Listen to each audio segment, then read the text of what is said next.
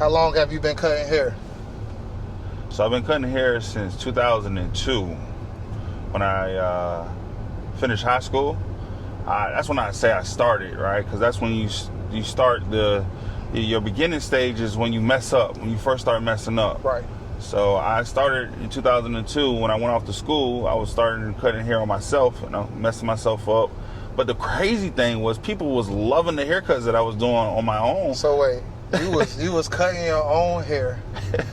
It wasn't looking. No. And they like, Josh, you fresh. Bro, that junk clean, Yeah, bud. clean. Who cut your hair? Right. And so I was playing football at the time, and the quarterback, he was like, "You cut your own hair?" The I was quarterback. like, You wait, right. Let me guess. You started cutting the quarterback hair? For sure. He's saying the quarterback is usually like the man on the team, right? Like if anybody getting any shine, any clout, it's the quarterback. For sure. Okay. And so me and the QB, we was cool. That was my dog. We actually transferred schools together, so we was pretty tight. And he was like, "Josh, if you could cut your hair, you could cut my hair." So I was like hesitant at first because I was hella nervous. But then I started cutting. I was like, man, I can do this, man. And so, 2002, man, I started to begin my journey on cutting hair. And eventually, the professional part, I would say 2013, professionally is when I started and went through the whole apprenticeship and things of that nature. But picking up the clippers for the first time, 2002. Okay. What made you want to become a barber? So this is an interesting story.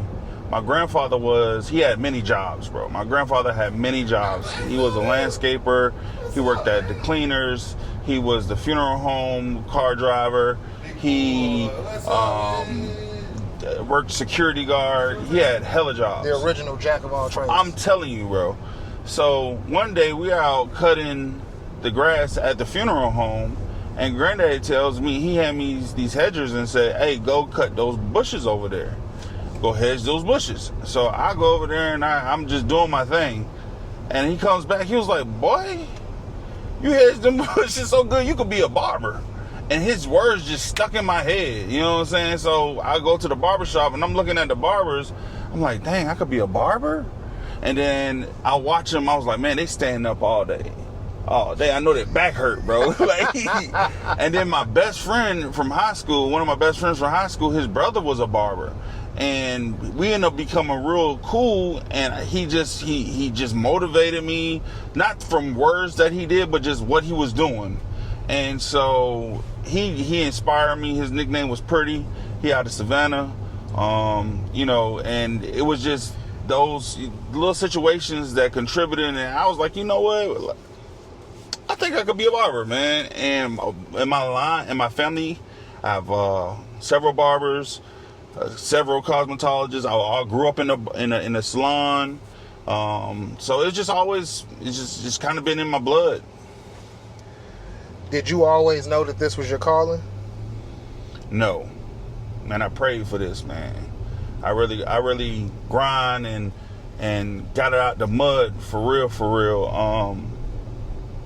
In 2012, before my son was born, I knew it was something I had to do, bro. Like, I was always cutting hair, before I was cutting hair, but I didn't take it serious. It was like my homeboy told me, he said, this can't be a hobby. It has to be something that you're passionate about.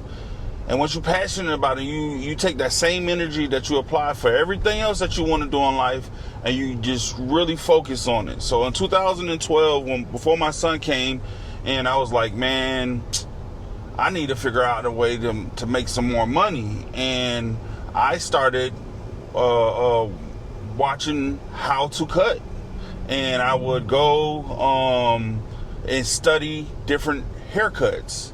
And I had to learn the different languages of haircuts, because everybody from different sides of town call haircuts different. So wherever you're at, you got to learn that language. And that's what I began to do, man. So in 2013, I met some great barbers who opened up the door for me and allowed me to learn under them.